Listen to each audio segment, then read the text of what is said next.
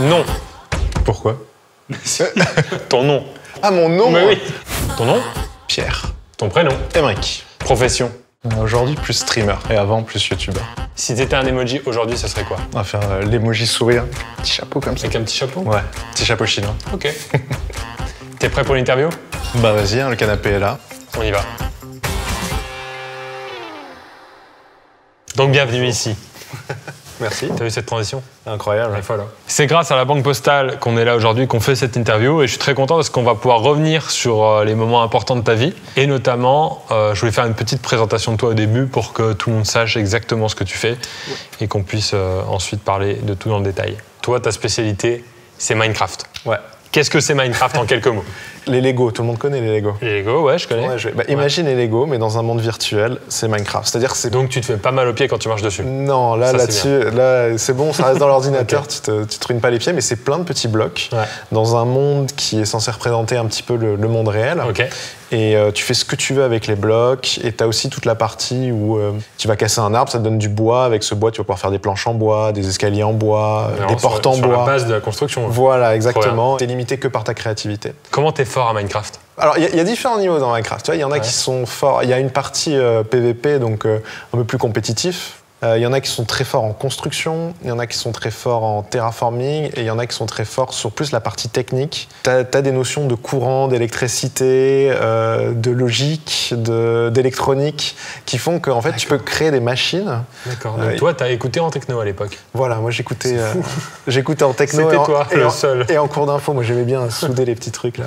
Ok, on reviendra là-dessus, on reviendra sur toute la partie un peu gaming plus tard. On va d'abord revenir sur ton parcours. Donc ça fait longtemps que t'es là. Tu fais beaucoup de vidéos. J'ai même plus le chiffre exact, mais... Je crois que j'ai regardé, hein, c'est du 1600, un truc comme ça. Non, plus que ça. C'est plus que ça. Je dois être à... Je sais plus si j'ai dépassé les 2000 ou les 3000, tu vois, c'est pour te... Ah ouais.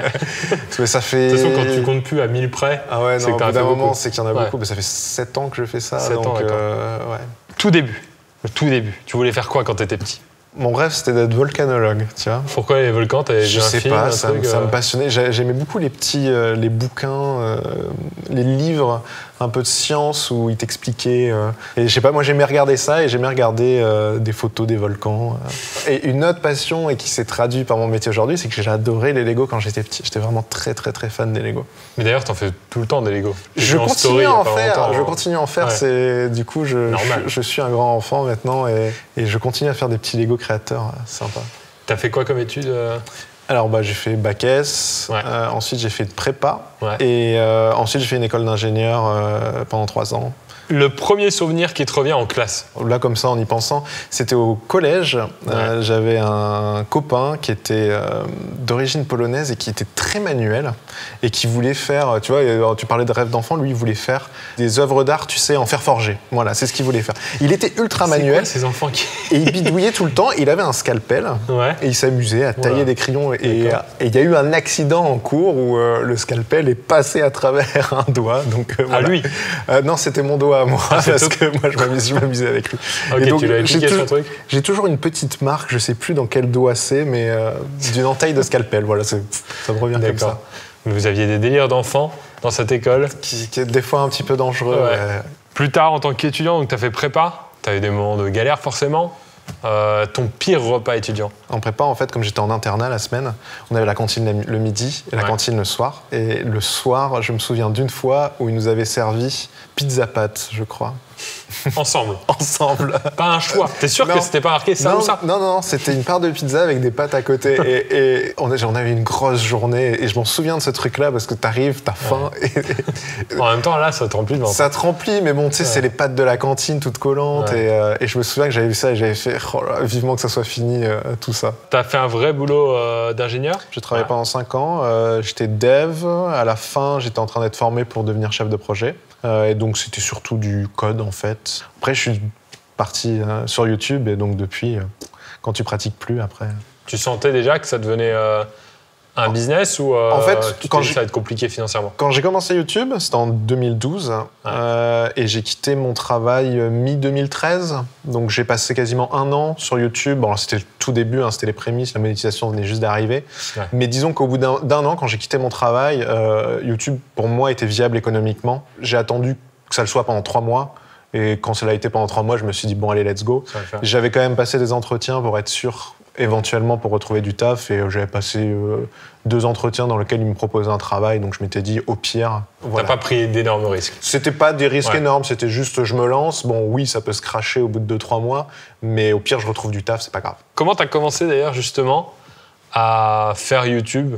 D'ailleurs, tu étais largement sur YouTube avant Twitch, puisque ça n'existait même pas. Minecraft, j'y joue depuis très longtemps. Minecraft, ça a 10 ans cette année. Ouais, d'accord. Et moi, j'y joue depuis... c'était encore en alpha depuis 2010, quelque chose comme ça. T'es le créateur du jeu, en fait. Non, je suis pas le créateur. Le jeu était déjà... Il y avait déjà 7 ou 8 000 personnes qui jouaient dessus, quand même. C'est pas beaucoup. Mais c'est pas, par rapport à aujourd'hui, où c'est des centaines de millions, c'était pas beaucoup, mais il y avait quand même déjà pas mal... Mais c'était encore le mec qui développait son jeu dans sa chambre, quoi, tu vois. C'était... En fait, quand il mettait des mises à jour, on pouvait lui dire ouais, ça c'est cool, et c'est ultra communautaire, en fait. Et j'étais sur un serveur avec d'autres personnes que je connaissais pas forcément, mais à travers le serveur. Et on construisait des trucs, et j'avais fait des portes automatiques, des trucs techniques, quoi. Et les gens du serveur, ils avaient vu ça, ils m'avaient dit, putain, mais comment t'as fait ça? Il faudrait que tu nous montres. Et je leur ai dit, ben ouais, mais comment? Et ils m'ont dit, bah t'as qu'à faire une vidéo. Et du coup, j'ai fait une vidéo comme ça, juste pour montrer à mes potes de serveur. Et cette vidéo a buzzé un petit peu.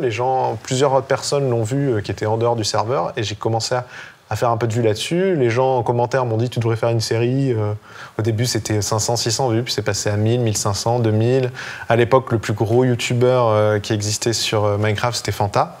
Et Fanta a vu une de mes vidéos, en a parlé dans une de ses vidéos, et puis tu vois, de fil en aiguille, t'exploses comme ça, quoi. Fanta de Fanta et Bob? Ouais, de Fantasio 974. T'as vu, j'ai des références. Hein. Avec Bob Lennon, Fanta qui ne fait plus de vidéos de gaming, en tout cas. D'accord. Et après, t'as fait un buzz mondial un peu plus tard? Alors, il y a eu un buzz mondial début 2013. J'avais un autre pote qui est aussi très dans le coding, dans le dev, c'est mon tech guy comme je l'appelle, qui a mis un écran, en fait, dans le jeu. Et chaque fois que quelqu'un tweetait avec un hashtag, et le hashtag c'était FeedThePatrick, le tweet apparaissait à l'écran. Et le hashtag est passé en tendance. Et c'est devenu un petit peu un mème où l'idée c'était de monter le plus haut possible dans les tendances au cours de la soirée. Et donc, les viewers demandaient à d'autres personnes s'ils pouvaient mettre un tweet avec ce hashtag. Il y a eu des personnes de la communauté Minecraft aux US. On a même Franck Dubosc qui a tweeté avec hashtag FeedThePatrick. Comment tu fais tweet? Est-ce qu'il sait de quoi il parlait? Non, il savait même pas. C'est juste qu'il a vu Patrick. Il a vu ça. Donc son rôle dans et comme tout le monde le spammait en lui disant ouais, faut que tu tweets ça. Le buzz mondial m'impressionne pas. Par contre, que tu te fasses tweeter par Franck Dubosc, respect, gros respect. Si on revient un peu sur la chronologie qu'on a laissé tomber, j'avais demandé à Benjamin Verrecchia la dernière fois dans son interview de nous dessiner son premier appart étudiant. Il avait été très talentueux, sans te mettre la pression. Dessine-nous un peu ton premier appart que tu as eu tout seul une fois que tu es parti de chez tes parents. Alors, on va faire vue d'au-dessus. Hein. Ouais, vas-y, en architecte. Alors, hop. Il y avait la porte ici, là, avec le palier. Alors, toute cette partie-là, c'était le salon. Et cette partie-là, c'était la cuisine, avec une séparation là. Hop. Donc le salon, avec le petit canapé qui était ici. Ok. La petite table. T'as mis beaucoup d'efforts sur les chaises, alors que sur le reste, t'as rien mis. Hein. La partie importante, elle était ici. Attends, il faut remettre une petite chaise. Hein. C'était une chaise aussi. Maintenant, on a des sièges gaming, mais à l'époque, c'était des petits sièges. Avec... Oh, c'est ton l'ordinateur gaming. J'ai commencé mes vidéos sur YouTube. Et puis là, le petit coin cuisine, où je faisais des bons petits plats. Et ensuite, ici, la chambre. Et puis là, la petite salle de bain. Hop, avec les éviers, regarde. 2 éviers. 2 éviers, ouais. Alors, pas la place pour rentrer à 2 dans une cuisine, mais par contre, la salle de bain, 2 éviers. Et une baignoire, hein, même en pas plus, de douche. C'était le super, franchement. Merci beaucoup. Alors, mes talents de dessin, c'est bon sang? C'est à peu près du même niveau que Benjamin. Ça ne veut pas dire que c'est bien. Hein. C'est du même niveau à peu près. Est-ce que tu as fait une partie de tes études à l'étranger? Je suis parti en école d'ingénieur. Ma dernière année, je suis parti 1 an en Suède. Et je suis parti dans le nord de la Suède. Et j'y suis allé de août jusqu'à janvier. Donc une nuit. C'est ça? En fait, j'ai vécu la période où il fait jamais nuit. Et j'ai vécu la période où il fait tout le temps nuit. Enfin, il y avait 1 heure de lumière du jour par jour. Donc, tu es en soirée à partir de À partir de Très tôt. À partir de 13h30, il fait nuit noire. C'était bien? C'était quoi comme ambiance? C'était super sympa. Il y avait l'ambiance aussi. Bon, il faisait froid. Voilà, le seul problème, c'est que là-bas, en hiver, c'est moins 20, moins 25. Mais ouais, c'était vraiment sympa. Il y avait beaucoup de... En fait, ce que j'avais beaucoup apprécié là-bas, c'est le mélange de cultures. Il y avait beaucoup de nationalités différentes. On avait à peu près tout le monde de l'Europe. Tu avais des Espagnols. On avait aussi, on était dans des colocs. Et dans ma coloc, il y avait des Russes qui venaient de la partie Sibérie. Ils étaient venus ici pour avoir chaud, non? Alors eux, chose incroyable, ils étaient là, il faisait moins 20, ils étaient en short t-shirt dehors. Ouais. Et ils me racontaient, mais chez nous il fait moins 40, moins 50 l'hiver en fait, donc là il fait chaud. Ouais. Et le mélange, moi ce que je retiens, c'est vraiment le mélange de cultures de toutes ces nationalités différentes qui fait que c'était vraiment super enrichissant et super sympa. Si c'était pas en France, dans quelle ville tu pourrais vivre? J'ai beaucoup aimé Stockholm, j'y suis allé plusieurs fois. Ouais, tu vas pas au chaud. Il fait froid, mais Stockholm, ce que j'avais beaucoup apprécié, c'est que c'est vraiment la ville avec énormément d'espace de nature. Ouais. Et les gens sont super cool en Suède. Les gens sont tranquilles, ça pousse pas de partout. Du coup, tu parles un peu suédois? Alors, on a suivi des cours de suédois. Je me souviens, quand on était en soirée, j'essayais de parler vite fait 2-3 mots de suédois avec des Suédois, mais les Suédois, ils parlent tellement bien anglais que du coup, ils parlent anglais avec toi parce qu'ils comprennent que tu galères en suédois. Mal au cœur, en fait. Ils ont mal au cœur. Et j'ai même parlé avec des Suédois en français parce qu'ils voulaient tester leur français. Ils avaient vraiment très mal au cœur. Hein. Ils ont appris le français dans la soirée parce que vraiment... parce que voilà, ils en pouvaient plus. Mais certains parlent super bien français. Ouais. C'était assez impressionnant. Ouais. Tu disais tout à l'heure, tu es plus streamer que youtubeur parce que tu passes plus de temps. Tu passes combien de temps par semaine sur Twitch? Tu streames combien d'heures? Plutôt 5 soirs par semaine. Où je stream 3-4 heures. Ouais, c'est vraiment le centre de mon activité. Et derrière, en fait, tout ce qui est sur YouTube, mes vidéos, j'ai un monteur qui s'occupe de faire des condensés d'une certaine façon de mes streams. Ouais. Donc, du coup, j'ai le temps pour streamer sans trop de soucis. J'ai testé un peu Twitch et j'en fais un peu de temps en temps. Je trouve ça hyper agréable, les gens sont sympas. Et...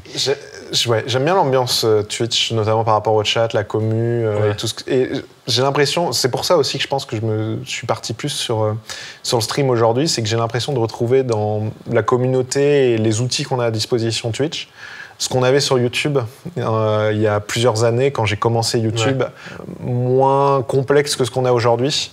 Et je le retrouve aujourd'hui sur Twitch, donc c'est pour ça que j'aime bien l'esprit Twitch en tout cas. Ton streamer préféré, c'est qui? Je veux dire Mister MV. J'aime beaucoup ce qu'il fait et la façon dont il le fait. Si tu n'avais pas fait carrière sur Minecraft, ce serait quoi le jeu qui t'aurait... J'aurais fait des jeux de gestion.